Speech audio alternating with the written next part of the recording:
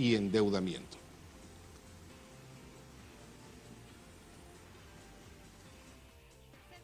Tenemos la presentación del señor Víctor Shigiyama Kobayashi-gawa, superintendente de la SUNAT, para que sustente la estimación de tributos que financian el proyecto de presupuesto para el año fiscal 2018. Bien, contando con su presencia, le invitamos a que... ¿Qué tal? ¿Cómo está? Lo invitamos al superintendente para que pueda tomar asiento.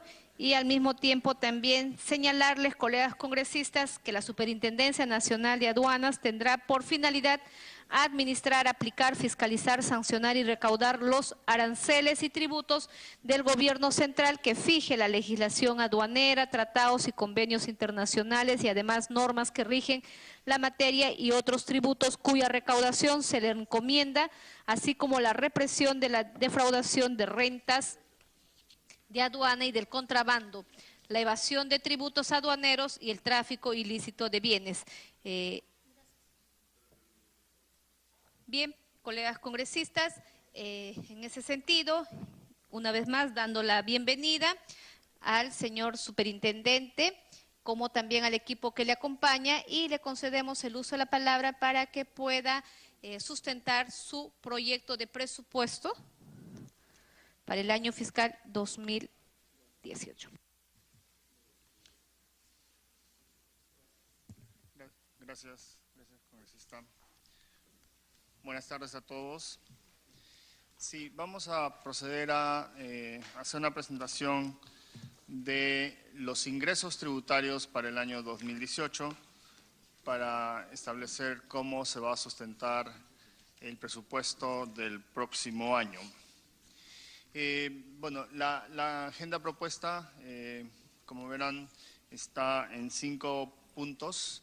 El primero es una revisión del contexto económico del 2018, los ingresos tributarios a cargo de la Administración Tributaria SUNAT, los problemas que estamos identificando del sistema tributario, el plan de acciones y direccionamiento estratégico y cuáles son las condiciones necesarias para que mejoren los niveles de recaudación de la administración. El contexto económico 2018, como verán ustedes, este año, a diferencia del año pasado, la perspectiva internacional demuestra que vamos a tener vientos más favorables.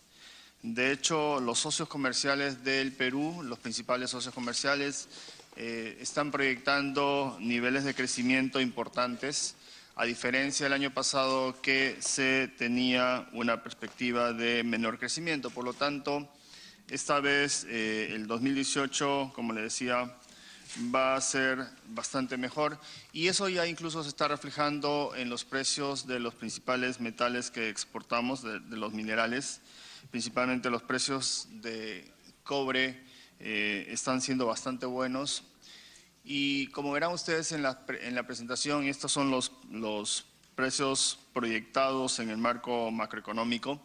Son bastante conservadores porque ya el día de hoy el precio que está alcanzando el cobre, la cotización del cobre, está superando las proyecciones planteadas en el marco.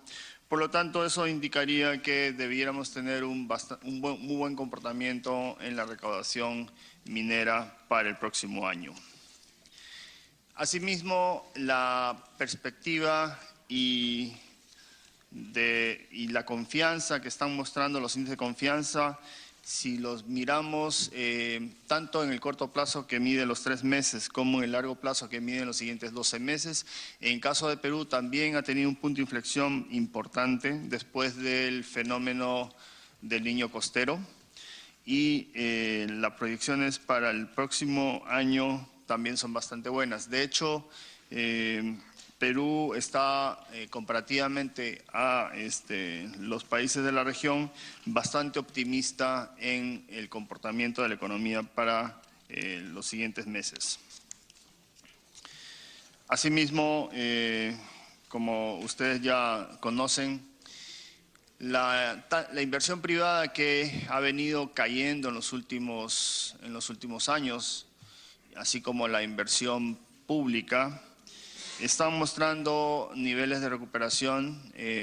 Este segundo semestre del año 2017 está mostrando ya avances interesantes y el próximo año debería ser un marcado punto de inflexión tanto para la inversión pública como para la inversión privada, ¿no? Entonces las tendencias también de las inversiones son bastante positivas y eso nos hace pensar que los niveles de recaudación también se van a ver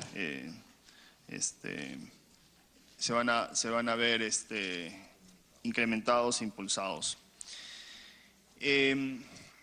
También es importante señalar que el comportamiento macroeconómico que viene mostrando el país es sustantivamente sólido. Ya ustedes conocen las proyecciones que se tienen y estas proyecciones, tanto del déficit fiscal como los niveles de compromisos por la reconstrucción, han permitido al Perú mantener las calificaciones crediticias y eso también permite asegurar que los niveles de inversión que tiene Perú van a facilitar las inversiones de mediano y largo plazo. Y esto es muy importante, por eso probablemente también tengamos niveles bastante positivos en las perspectivas de los siguientes meses. Ya entrando a los ingresos tributarios,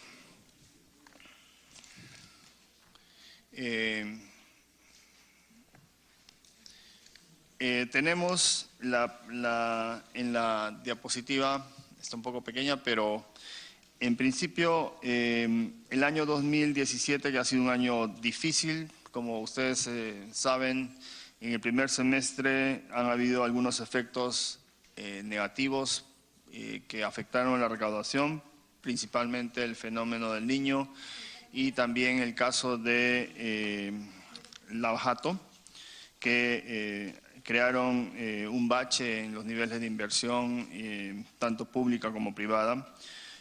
Esperamos que en el próximo año tengamos un mejor comportamiento, considerando que obviamente ya no tendríamos los efectos del fenómeno del Niño costero. Y eso además, considerando que los precios de los metales ya han empezado a mejorar, como mencionaba anteriormente. Asimismo, la demanda interna, que cabe resaltar que tiene una mayor elasticidad que el PBI, permite también identificar que esto va a generar un impulso en la recaudación del IGB. Y hay algunas variables como por ejemplo un incremento en las importaciones y también un incremento en el consumo de cemento, que son aspectos que suelen adelantar una reactivación de la demanda interna. Asimismo también hay una normalización de las devoluciones, siendo importante señalar que ya los stocks de devoluciones están siendo básicamente los niveles corrientes. Y el próximo año, bueno, digamos, podríamos considerar que podría haber un menor nivel de pagos extraordinarios, considerando que buena parte del impacto de las medidas de amnistía o repatriación, como normalmente se le llama al régimen, va a tener su mayor número en el año 2017. SUNAT entonces tiene la perspectiva de recaudar 106.000 millones para el año 2018, que representa el 78% de los ingresos corrientes que financian el presupuesto 2018, ¿no? Es importante señalar que de los 106.000 millones, son 101.000 millones corresponden a ingresos tributarios y casi 5.000 millones a los no tributarios. La siguiente. Esto significa que del 2017 al 2018 tenemos que dar un salto muy importante de casi 11.000 millones. Es un salto grande, pero ya en el pasado la administración ha sido capaz de realizar estos niveles de incremento en la recaudación, considerando obviamente que se están dando vientos favorables, como les mencionaba al principio de la presentación, porque el crecimiento del PBI, de acuerdo a las expectativas que tenemos, va a ser también importante. Ahora, estas son digamos, las buenas noticias, pero queremos resaltar que tenemos efectivamente algunos problemas en el sistema tributario y quisiera mencionar algunos de ellos. En los últimos años ha venido decreciendo los dos tributos más importantes, especialmente el de renta, que lo tienen a la derecha, y en el caso del IGB ha caído un poco el IGB básicamente porque, respecto al PBI, porque el PBI ha tenido un crecimiento importante en las exportaciones mineras. Y como ustedes saben, toda exportación no está sujeta al impuesto general a las ventas, ¿no? Entonces, por lo tanto, ya prácticamente por fórmula matemática, al crecer el PBI, el PBI exportador, obviamente cae la presión respecto al tributo IGB. Y en el caso de renta, sí tenemos un problema que es un poco más estructural y, como verán ustedes, ha venido decreciendo en los últimos años. Este es un elemento clave y, como verán más adelante, eso exige también algunas acciones que probablemente necesitemos trabajar en conjunto. Eso efectivamente, como mencionaba, la caída del IGB, perdón, la caída de renta se debe principalmente a algunos problemas de falta de transparencia en el sistema tributario. Acá también quisiera mencionar que tenemos el comportamiento del pago de los contribuyentes. Acá están segmentados por los principales contribuyentes, los medianos y los pequeños. Esto es respecto a los tributos que son declarados por el contribuyente. Y como verán ustedes, el comportamiento de contribuyentes principales, los PRICOS, tienen un nivel bastante más alto de cumplimiento respecto al pago que los demás contribuyentes, ¿no? Los medianos y pequeños requieren una presión importante de la administración para que realicen el pago, a pesar de que estamos hablando de tributos que han sido declarados voluntariamente por los contribuyentes, ¿no? Otro elemento importante es esta diapositiva, que ya le hemos comentado en varias oportunidades, pero siempre es importante resaltar que la recaudación del país está concentrada esencialmente en un pequeño grupo. El 0.6% de los contribuyentes genera el 75% de la recaudación y casi 1.9 millones de contribuyentes representan el 25% de la recaudación. Ahora, esto no es ajeno al Perú, esto es un comportamiento típico de la mayoría de los países, ¿no? También es importante indicar que en promedio a un PRICO se le marcan 10 a 12 valores, eso significa que hay una intervención de la administración con los principales contribuyentes en casi una vez al mes, a diferencia de los pequeños que solemos tener solamente una intervención por año. Otro aspecto importante es el grado de litigio que estamos teniendo. La administración tiene alrededor de 20.000 litigios que están en diferentes estadios, ¿no? Estamos hablando de los estadios siguientes a la administración: Tribunal Fiscal, Tribunal Constitucional y Poder Judicial. Pero cabe resaltar que de esos 20.000 litigios que se tienen, alrededor de 10 o 9 expedientes concentran un alto porcentaje del monto, ¿no? Como es normal, es un Pareto también en este caso, ¿no? Entonces tenemos que de los 9 expedientes más grandes tenemos casi 7.000 millones de soles en estos litigios. Y estos están en manos del Poder Judicial y del Tribunal Constitucional esencialmente. Una interrupción, el congresista Gilbert. Gracias, Presidenta. Saludando al jefe de la SUNAT. Para no desconectarlo del tema que está hablando, sería bueno, si es que es posible, que nos informe cuáles son esos 9 expedientes que están en litigio, porque concentran el 85% de la deuda judicializada, ¿no? Gracias, congresista. Puede continuar con la sustentación y en ese mismo instante quizás ir mencionando los casos que están judicializados. Gracias.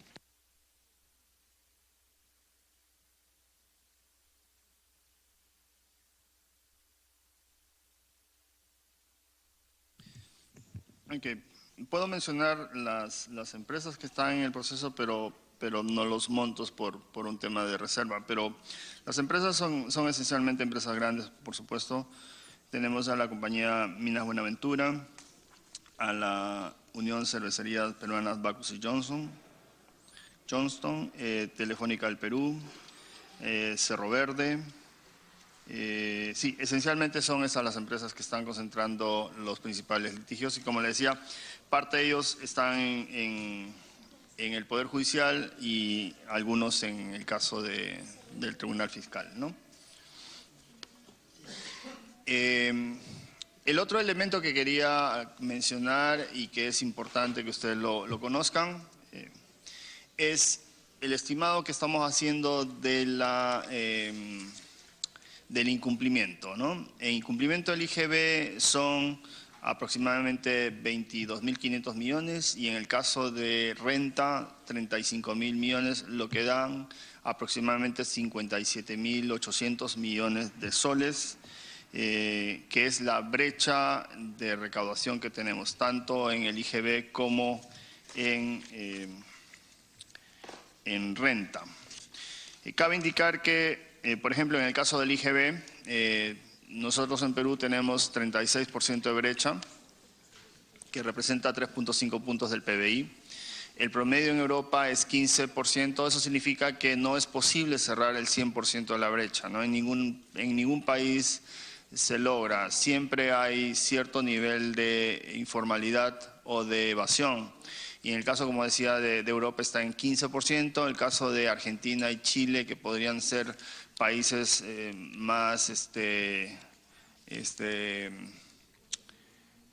factibles de igualar, están en 21%. Eso implica que podríamos estar hablando de una brecha factible para el Perú, unos 15 puntos, que significarían aproximadamente 10.000 millones de soles. Después vamos a indicar algunas de las medidas que estamos identificando para poder cerrar esa brecha. En el caso del impuesto a la renta, la situación es más compleja y estamos hablando de una brecha que alcanza el 57%. Países como Colombia, Chile y Brasil en promedio están alcanzando más o menos 40 puntos y en el caso de América Latina está en 56. Acá también nuevamente podríamos estar hablando de cerrar una brecha de unos 20 puntos que pueden significar unos 12.000 millones de soles. Y finalmente otro de los elementos que suelen erosionar fuertemente la recaudación son lo que se denomina los gastos tributarios, técnicamente gastos tributarios, y que coloquialmente podríamos hablar de estos beneficios como exoneraciones, inafectaciones, que se tienen en diversas actividades, ¿no? Estas alcanzan los 16.500 millones de soles, que es más o menos 2.2% del PBI. Hay que mencionar que los beneficios suelen ser beneficios que se dan con cierta facilidad a veces, pero recordemos que siempre, cada vez que se otorgan beneficios a alguien, otro tiene que estar cubriendo esa brecha, ¿no? Es decir, alguien recibe el beneficio y otro lo tiene que pagar. y este beneficio sin duda genera déficit. Probablemente los dos beneficios que son muy importantes y que deberían siempre revisarse son las exoneraciones que se tienen en zonas de selva y las exoneraciones del selectivo al consumo en el caso de combustibles, ¿no? Porque además generan otro tipo de situaciones como contrabandos en el interior del país. Solo para efectos de cuantificar esta evasión, como decía, podríamos estar hablando de que sea factible cerrar una brecha del 50%, o sea, alrededor de unos 25 o 30 mil millones de soles, y en realidad en términos presupuestales son cosas muy importantes, ¿no? Es casi 1.4 veces el presupuesto de la reconstrucción con cambios que tenemos por efectos del fenómeno del Niño. Podrían significar más de 6.000 colegios, podría significar casi duplicar el presupuesto de salud, ¿no? Entonces, el efecto de del incumplimiento tributario es sustantivamente importante y afecta principalmente a las poblaciones más necesitadas. Otro aspecto que quería llamar la atención es que tenemos un sistema tributario complejo. ¿Y por qué es complejo? No necesariamente por las reglas de cada caso, sino porque tenemos demasiadas opciones. Como ustedes verán en la diapositiva, puede ser un poco complicada de entender, pero efectivamente es así de enredado el modelo actual. Y ustedes, en la línea azul, es la que marca la cantidad de contribuyentes que están en cada uno de los regímenes. Entonces tenemos alrededor de 6 o 7 regímenes que van desde el RUS, que pueden ser nivel 1, nivel 2, tenemos el RER, tenemos la calificación con micros, tenemos el RMT, tenemos el régimen general, tenemos personas con negocio. Y lo que sucede es que cada caso tiene reglas distintas, ¿no? Entonces, una de las cosas que hemos venido discutiendo al interior de la administración es que, claro, cuando alguien quiere iniciar un negocio, la primera pregunta que se le hace es, bueno, ¿y cómo quieres formar la empresa, ¿no? Y ya ahí nomás empiezan los problemas, porque no es sencillo decidir cuál es el mejor régimen para empezar un negocio. Y entonces lo que nosotros consideramos es que deberíamos también plantear la necesidad de discutir esta complejidad y ver de qué manera se simplifica y se le hace la vida más sencilla al contribuyente, ¿no? Cabe indicar que actualmente estamos cortando en el caso del RMT, en el caso del IGB Justo y ahora en el último proyecto de alertas educativas, estamos cortando en las 1.700 UITs. Y lo que es importante indicar que 1.700 UITs cortan al 96% de los contribuyentes, ¿no? Entonces, estamos en estos casos generando una serie de beneficios casi indiscriminada a todas las empresas del país, a excepción de los grandes contribuyentes que, como les decía, apenas son el 4 o 5% de ellos. También cabe indicar, y justo a propósito de todos los problemas que hemos venido teniendo de corrupción, es que el sistema en general es muy opaco. ¿A qué nos referimos cuando hablamos de opacidad? Es que tenemos, por ejemplo, las cooperativas de ahorro y crédito que no están bajo la supervisión de la SBS, pero tampoco están informando con ITF a la SUNAT. Entonces se convierten en cajas negras que pueden ser perfectos mecanismos de lavado de activos, ¿no?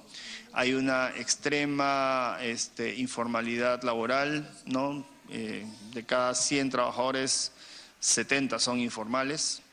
La bancarización es notablemente baja. De cada 100 soles que se transan en el país, 60 soles son en cash, ¿no? En dinero en efectivo. Tenemos también el uso de offshores que facilitan muchas operaciones correctas, pero también facilitan operaciones no muy correctas, ¿no? Y de hecho la experiencia va mostrando que fueron algunos de los mecanismos que se usaron para todas las operaciones de corrupción que se han estado viendo con el caso Lava Jato.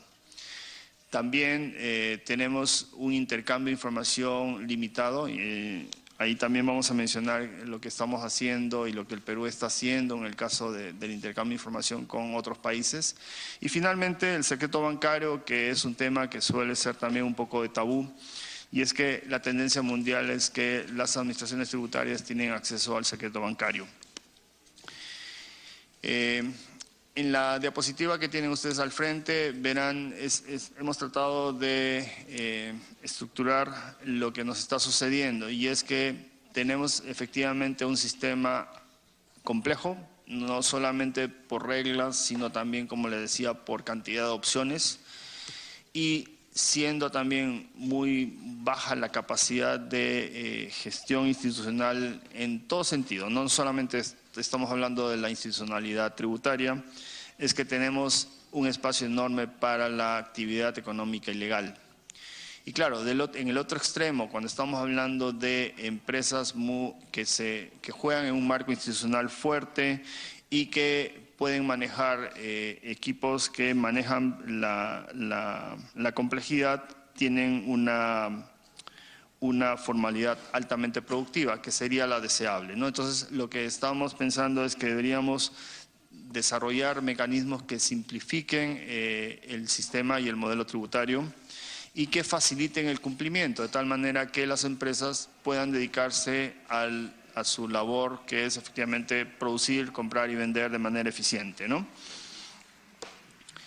El último tema al que quería llegar en el tema para mencionar los problemas principales que estamos teniendo es que aún con las reducciones de brecha que estamos trabajando, las proyecciones indican que no sería suficiente. Eso significa que necesitamos repensar el modelo, porque ya el modelo, recuerden que tiene más de 20 años, y esto nació cuando Perú tenía una presión tributaria apenas 4 puntos, ¿no? Entonces ya el Perú, con el crecimiento que ha tenido en los últimos tiempos, es un país totalmente distinto. Cabe indicar además también que en el caso de la presión tributaria integral deberíamos ver también la presión que se genera por los tributos municipales. Y Perú tiene una presión tributaria municipal bajísima, ¿no? Si nos comparamos con Colombia y Chile, estos países tienen casi 3 o 4 veces la presión tributaria municipal, y eso obviamente genera una mayor presión también en los tributos centrales. ¿Cuáles son las acciones que ya hemos venido desarrollando y estamos desarrollando para ir cerrando estas brechas y para garantizar el financiamiento del presupuesto del año 2018? Las principales acciones, las que son más estructurales, primero estamos trabajando nuevos esquemas de fiscalización. Eso implica al interior de la administración, además, también mejorar el acceso a una serie de bases de datos y optimizar el plan de fiscalización que se tiene con los contribuyentes. También estamos mejorando el control del IGB. Hay un ciclo de control que la administración está incorporando. En esencia es un modelo internacional que estamos siguiendo y estamos ya en proceso de completarlo. Tenemos también la revisión de las devoluciones. Las devoluciones, como les mencionaba, se han incrementado de manera importante, principalmente porque la actividad exportadora del Perú ha crecido mucho en los últimos tiempos, ¿no? Entonces, también necesitamos revisar las reglas de devoluciones que se vienen aplicando en la administración.